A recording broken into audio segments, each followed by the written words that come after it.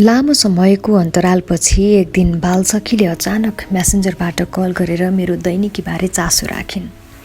ए साँच्चै कति पढिस? स्नातकोत्तर समाजशास्त्रमा। के काम गर्छेस्? घर व्यवहार सम्हालेको छु। खित्का छोडेर हाँसेको आवाज मेरो कानमा आयो। केही काम गर्दिनस्? उसो भए किन पढेको त त्यत्रो? किन चाहियो त्यो जाबो डिग्री घरधन्दा गर्नलाई मात्र? छ्या, एसएलसी र एमए के फरक भयो त? कम्तीमा खरदार त हुनु, त्यो नभए बोर्डिङ स्कुल भए पनि त पढाउनु। के फाल्तुमा घर बसे कि सन्नी नै भइस्। उसका विचार 100% गलत पनि त थिएनन्। आफूलाई निहाल्छु, कता कता मन भारी हुन्छ।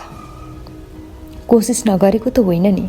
सरकारी जागिरे हुन कम्ता दौडधुप गरिन। स्टाफ कलेजको तयारी कक्षामा पनि आफूलाई उपस्थित गराएँ। लोकसेवाको कार्यालयमा फारम भर्ने लाइनमा पनि कतिचोटि बसेँ। मेरो क्षमता, अवस्था र परिस्थितिले साथ नदिएर होला वा म लगनशील नभएर हो, मैले गोडा कमाएँ। कमजोरी मेरै थियो, दोषी म आफै हुँ। समाजशास्त्रको डिग्री हातमा थियो। अवसरको रूपमा प्रोजेक्टको जागिर पनि हाजिर थियो। जिल्ला जिल्लामा कुद्नुपर्ने, घर लथालिङ्ग हुने डरले मैले अवसरको ढोका आफ्नै हातले बन्द गरेँ। छोरीहरूको लालन पालन र जिम्मेवारीले जित्यो, रोजगारी हार्यो। पुनः सरकारी जागिरे हुने अभिलाषाका साथ विद्यालय निरीक्षकको तयारीमा लागेँ। साथमा घर निर्माणको चटारो, 2टी छोरी अनि सासू ससुराको जिम्मेवारी काँधमा थियो। तयारीप्रतिको वफादारीता कमजोर भयो।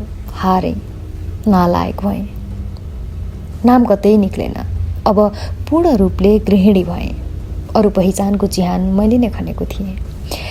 तर म बेकममा कुनै हालतमा थिइनँ। शिक्षा प्रेमी जीवनसाथीको साथ, हौसला र प्रेरणाले अध्ययनशील भइ नै रहेँ। दुवैको सल्लाह र समझदारीतामा एकजनाले सम्पूर्ण घरको व्यवस्थापन गर्ने र अर्कोले व्यवस्थापनका लागि अर्थ सङ्कलन गर्ने निधो भयो। गृहस्थी राम्रैसँग अगाडि बढ्दै गयो। दुवैको जिम्मेवारीको चटारो उत्तिकै थियो। व्यस्त हामी दुवै नै थियौँ, एउटा देखिने, एउटा नदेखिने। घर बाहिर जाने मान्छेलाई कुनै अप्ठ्यारो नपरोस्, तनावरहित भएर आफ्नो जिम्मेवारी सकुशल वहन गर्न सजिलो होस् भन्दै मैले घरको सबै जिम्मेवारी आफ्नो टाउकोमा लिएँ। छोरीहरूको पढाइ, होमवर्क, रिजल्ट, स्कुल भर्ना, स्कुलको समस्या अनि समाधान। छोरीहरू, सासू ससुरा सबैको औषधि उपचार, अस्पताल जाने आउने, नियमित रूपमा औषधि सेवन गराउने, भनौँ म कुनै नर्स हुँ। पाहुनाहरूको स्वागत, पारिवारिक कार्यक्रमहरूमा उपस्थिति, सामाजिक, सांस्कृतिक र पारिवारिक जिम्मेवारीको उचित व्यवस्थापन, चाडपर्व, रीतिरिवाजको मान सम्मान आदि मेरो पोल्टामा थियो। मानौ मेरो डिपार्टमेन्ट थियो। मेरो कामको कुनै मोल चाहिँ थिएन परिवार र समाजको नजरमा। मेरो जिम्मेवारीको कुनै गणना थिएन। डिग्रीलाई जहिले पनि पैसा र पदसँग मात्र नापेर हेरिन्छ। विद्या आर्जन केवल जागिर खानका लागि मात्र हो त? पैसा कमाउन या कुनै ठुलो पदमा बस्नलाई मात्र हो त? आफैलाई प्रश्न गर्न विवश हुन्थेँ र हुन्छु। आफै भित्र रुमल्लिन्छु समाजलाई बुझाउन नसक्दा। म एक संस्थामा आबद्ध पनि छु। एक दिन म त्यहाँ एउटा कार्यक्रम सञ्चालन गर्दै थिएँ। कार्यक्रमलाई स्तरीय बनाउन थोरै मेहनत पनि गरेकी थिएँ। सन्दर्भ मिलाएर कविता वाचन पनि गरेँ। समय र सन्दर्भको तालमेल मिलेछ क्यारे। सबै श्रोताहरू मक्ख हुँदै तालीको गडगडाहट गुन्जियो। कार्यक्रम सफल भयो।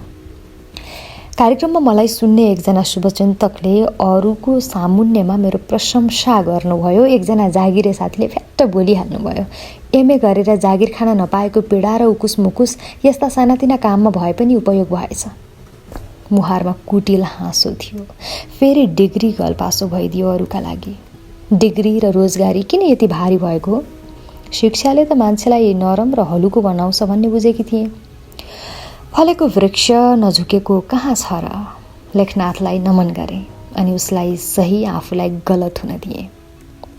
प्रफुल्ल, आनन्दित हुँदै आफू र आफै नै गल्ती, कमी, कमजोरीलाई सच्याउने विद्यालयमा भर्ना भएकी थिएँ। विश्वविद्यालय पुरा गरेर पनि जसले जे भने पनि पचाउने अभ्यास गर्दै थिएँ।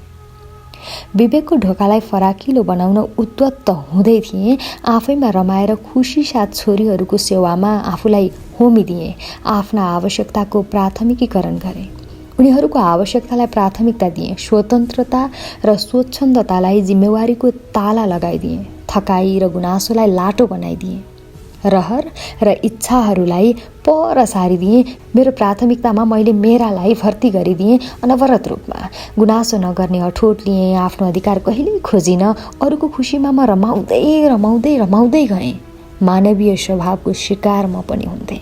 दुःख, पीडा, अभाव, थकाइ सबैको अनुभव हुन्थ्यो। म बुद्ध भइसकेको छैन, कोसिस गर्दैछु। तर पनि यो मन विचलित हुँदा, पीडा पोख्न खोज्दा फेरि मेरो डिग्री तगारो हुन्थ्यो। डिग्री गरेको मान्छे कस्तो सानो कुरा गरे कि?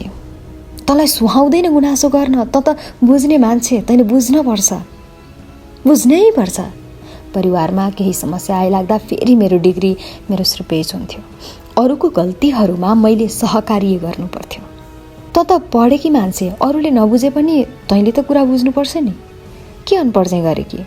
आफ्नो डिग्रीको त मान राख, जागिर त खान सकिनस्।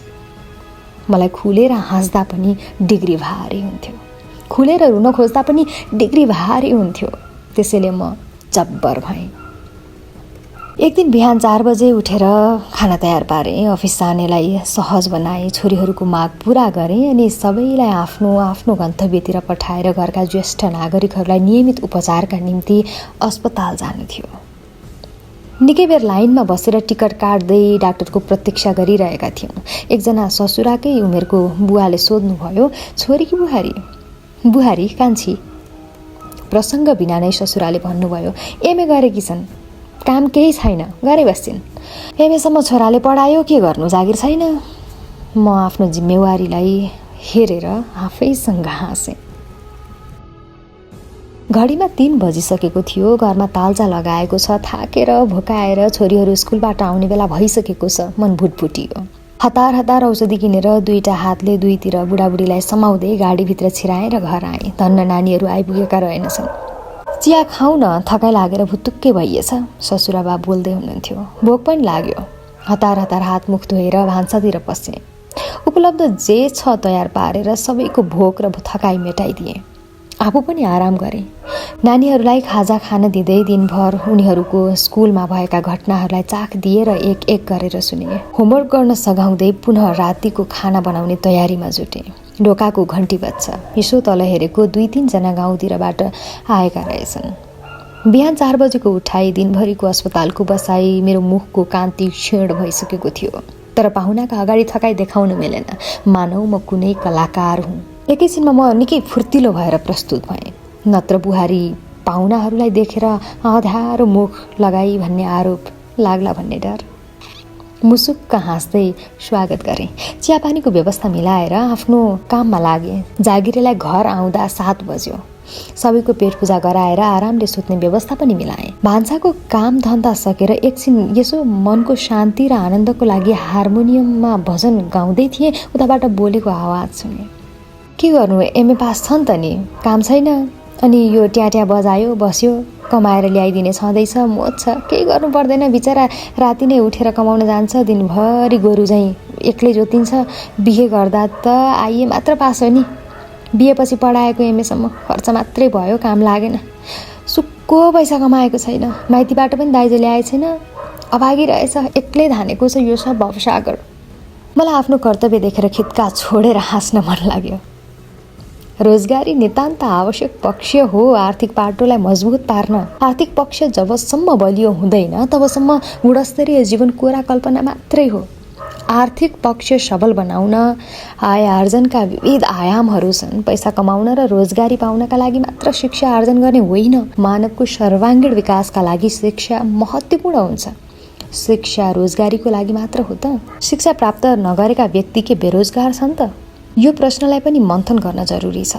शिक्षाले ज्ञानको ढोका खोलिदिन्छ। शिक्षा जन्मेदेखि चिता नजाउन्जेलसम्मको यात्रा हो। जे जति कुराहरू देखिन्छ, भोगिन्छ, अनुभव गरिन्छ ती सबै शिक्षा हुन्।